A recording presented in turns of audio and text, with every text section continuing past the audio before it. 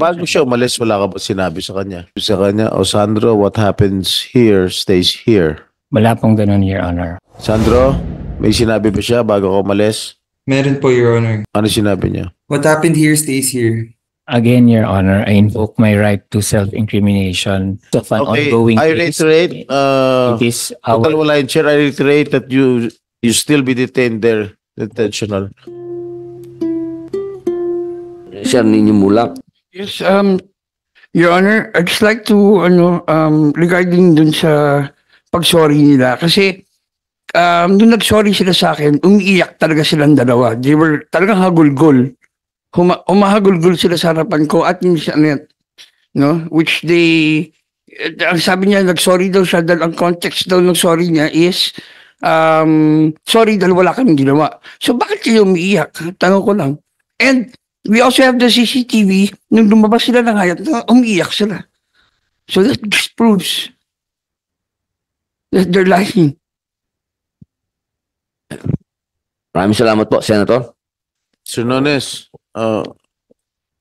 balik tayo. Ano oras umalis si Sandro sa kwarto ninyo?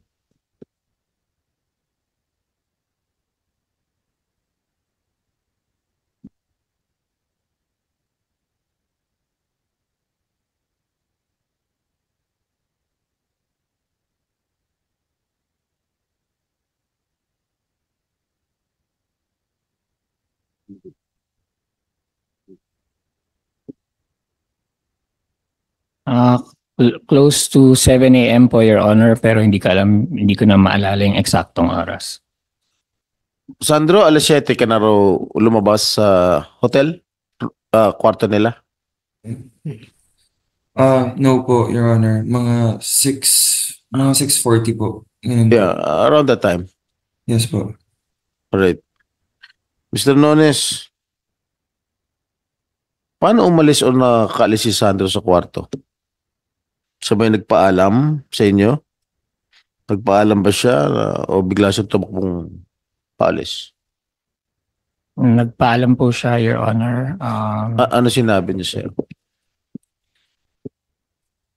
Sabi niya, tinitext na siya ng girlfriend niya, tapos yun, so alis na siya. Sabi namin, okay. Ano? Sabi niya, alin? Yeah, sabi niya po, tinitext daw siya ng girlfriend niya, tapos sabi namin, okay, sige. Tapos umalis na po siya, nagpaalam na po. Bago siya umalis, wala ka ba sinabi sa kanya? Wala naman po, Your Honor. Nag-ayos lang siya ng buhok, tapos lumabas na po siya ng ring. Wala ka bang sinabi sa kanya, "O Sandro, what happens here stays here"? Wala pong ganun, Your Honor. Sandro? May sinabi ba siya bago ka umalis? Meron po, Your Honor. Ano sinabi niya? What happened here stays here. Yun po yung sinabi niya sa akin. Dones?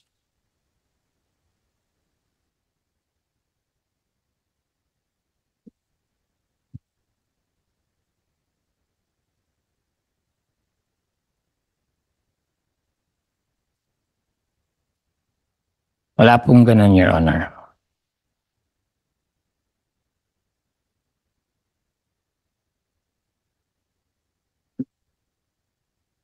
Sigurado ka? Yes po, Your Honor. Sandro, paano niya sinabi sa'yo? Sinong kasama sa kwarto nung sinabi niya yun? Si Richard De Cruz po. Actually, Your Honor, bago pa po ako umalis, ayaw pa po nila ako paalisin. Gusto po nila magstay po ako dun hanggang check-out time ng hotel. Hinihila pa po nila ako. Tinatanggal pa po ni Jojo yung sapatos ko. Gusto niya pa po ako pahigain. Pero pinipilit ko na po silang makaalis ako. Mr. Nones, may dagdag pa pala si Sandro. Bukod sa nagsinungaling ka na sa dito na wala ka sinasabi na what happens here or what happened here stays here, meron ka pa palang ayaw mo pala siyang pakawalan. Pinahiga mo pa pala. Gusto mo, pinatatanggal mo pa yung sapatos niya. Your Honor, Your Honor, these are allegations po, hindi po ako nagsisinungaling, and these allegations we will answer in the proper forum since the case is already with the DOJ, Your Honor. O sige, pagkaalis ni Sandro, ano ginawa mo?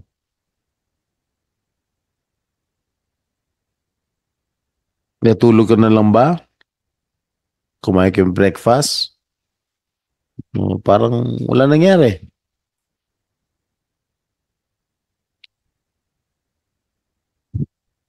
That question does not need an aid of a lawyer.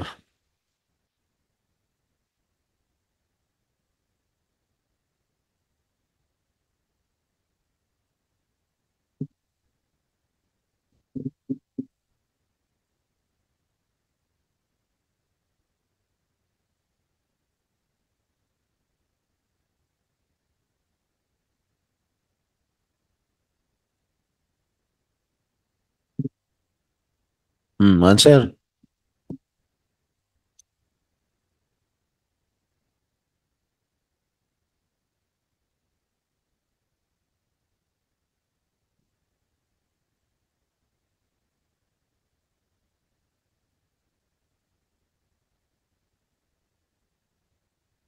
Your Honor, these details may be connected to the facts of the case, so I invoke my right to self-incrimination, Your Honor.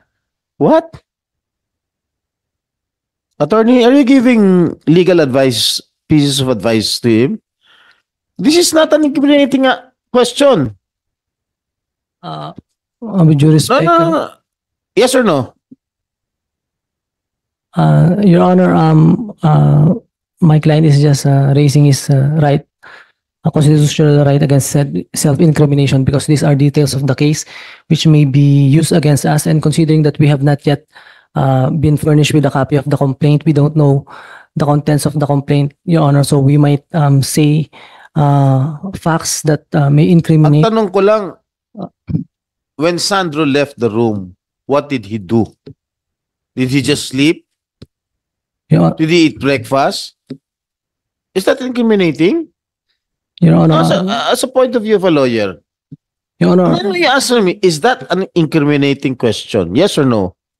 Your Honor, I wouldn't say that Yes or no? it may be incriminating, Your Honor. How can it be incriminating? I ask you. Your Honor, with due respect, I can only answer that once we receive the copy of the complaint, Your Honor, because that fact may be connected to the allegations of the complaint. So as of now, Your Honor, we would rather invoke my client's right against self-incrimination, because we do not know yet the specific allegations of the complaint. So anything we say in this before this forum, Your Honor, it may be used against us. But I repeat, these questions, my questions that I'm asking your client are not incriminating questions.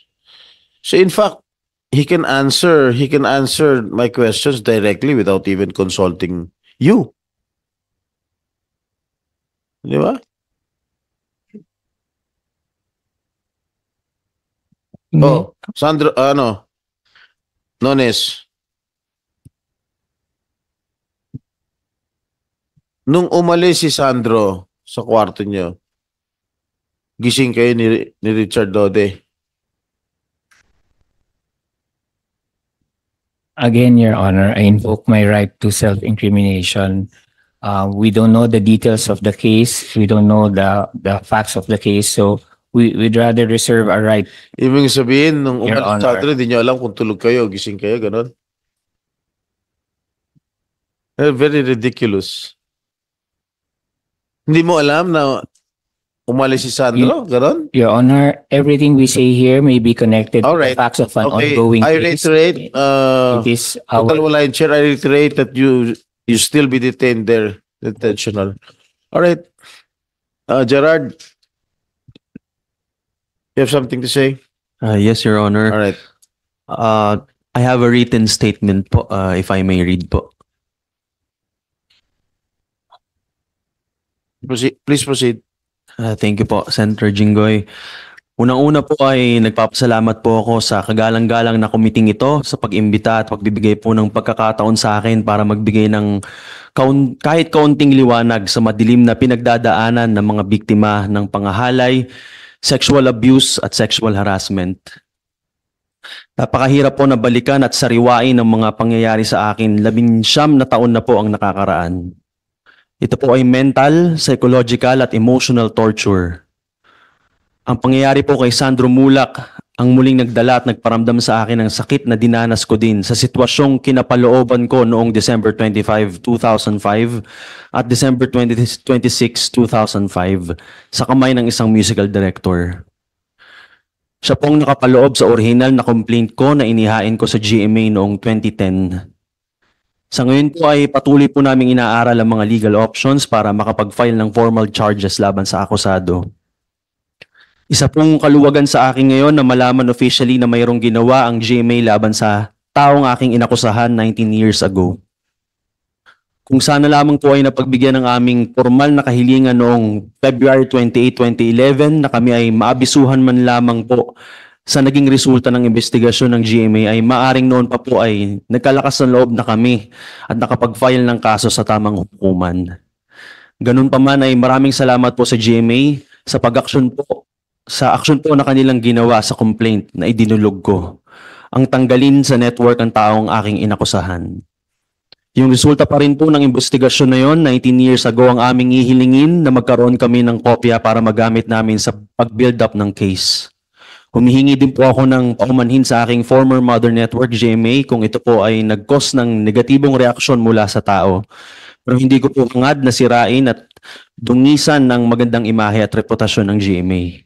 Hindi ko po ito laban against GMA kundi sa mga taong gumagawa ng kahalayan at kasamaan. Sa gulang po na 15 years old ay naranasan ko ang pinakamapait na maaring maranasan ng isang bata. Pero dahil po sa aking marubdob na pangarap na may ahon ng aking pamilya sa kahirapan, ay pinilit ko pong kalimutan ang pangyayaring ito sa aking puso at isipan. Hindi po alam ng aking pamilya pero 4 na beses po akong nag-isip na tapusin na ang aking buhay. Dahil sa matinding kahihiyan na maaari kong maranasan kapag nalaman ito ng lahat. Dahil sa pandidiri ko sa sarili ko na ginawan ako ng ganito. Dahil alam ko po sa sarili ko na wala akong magagawa at walang makikinig sa akin. Kaya pinilit ko itong burahin sa puso't isipan ko dahil din sa matinding takot na kapag binalikan ako ng taong umabuso sa akin ay hindi ko na may pagpapatuloy pa ang pag-abot sa aking mga pangarap para sa aking pamilya at sa huli ay madamay pa sila. Ako po ang breadwinner ng aking pamilya at gagawin ko po ang lahat, maigapang lamang po sila sa kahirapan. At matiyak ko ng papag-aaral ko ang aking 4 na kapatid. It took me 5 years to finally speak out noong 2010 dahil nag-ipon pa po ako ng sapat na tapang at lakas ng loob at mental fortitude para isiwalat ang pang-aabuso sa akin. Bilang 15 years old, ako po ay mahina, walang kalaban-laban, walang magagawa, walang kilala. Ako po ay isang mahirap lamang. Hinihiling ko po sa kagalang-galang na committee ito na mas paigtingin po natin ang batas laban sa sexual harassment, sexual abuse, rape, lalo na po ang male rape. Mas mahaba pong prescription period po sana dahil ang mga biktima po ay may iba't ibang kapasidad at kakayahan para lumantad.